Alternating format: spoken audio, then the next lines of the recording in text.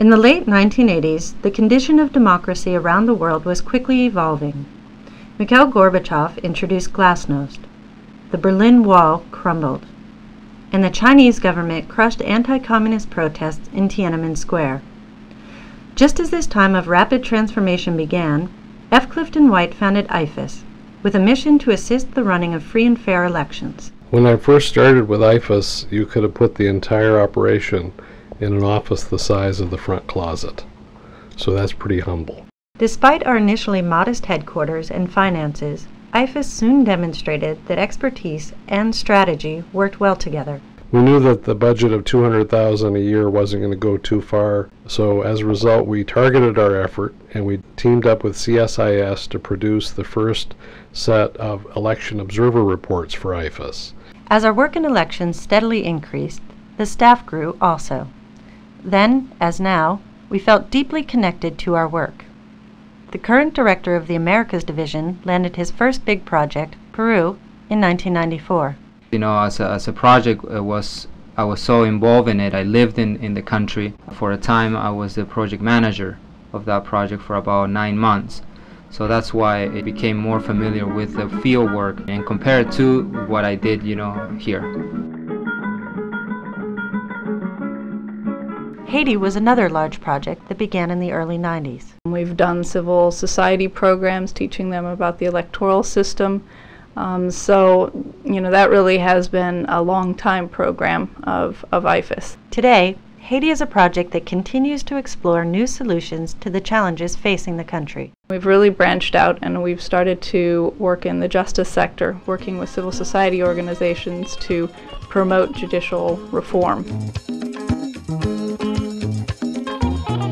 By the mid-1990s, IFES was working in the Americas, Europe, Asia, and Africa.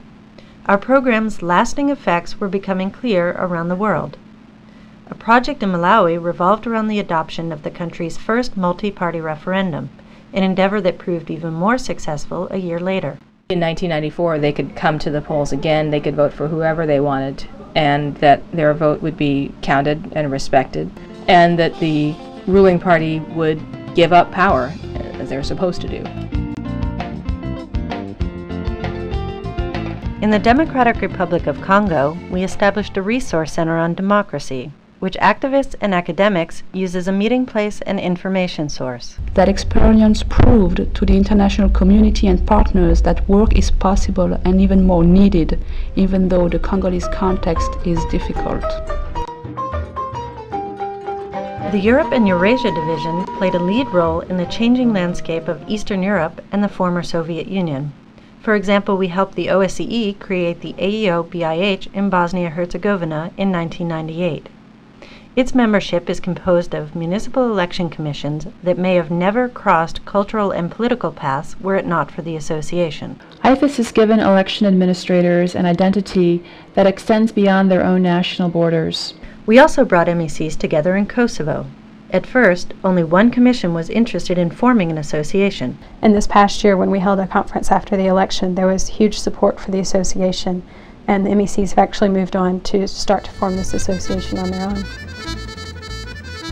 Our E&E division soon set up democracy-building projects in Central Asia geared towards students. Adding the civics education role to our functions has also raised the IFES profile significantly with international organisations and importantly with the staff of the US Embassy in Bishkek. Everywhere IFES goes in Tajikistan, it is seen as fair and impartial, working constantly for the benefit of the people of Tajikistan. The Asia Division supported the democracy movement with one of our most unique projects. It's the Suara channel, referred to as the C-SPAN of Indonesia. It allows viewers to watch parliamentary proceedings in real time. IFES is in a unique position in that it's the only NGO, a multinational organization, that has successfully established a program of legislative transparency of this magnitude and institutionalized it. I was in the airport, I believe, in Jakarta, and it was on TV.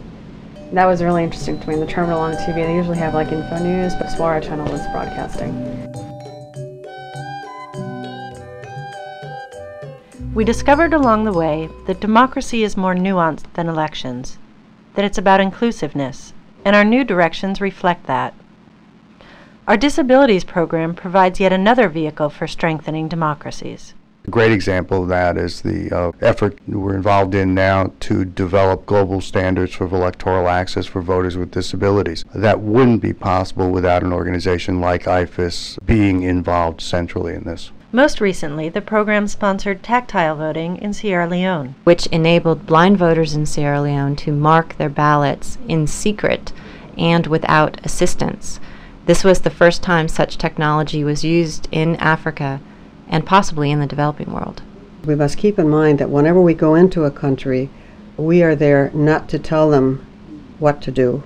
We are there to give them advice and counsel and to respect their traditions and their history and their culture in the way that we work with them. And I believe that is one of the reasons that IFES has been invited into about 125, 130 countries at this point. What lies ahead? What are the challenges facing democracy now?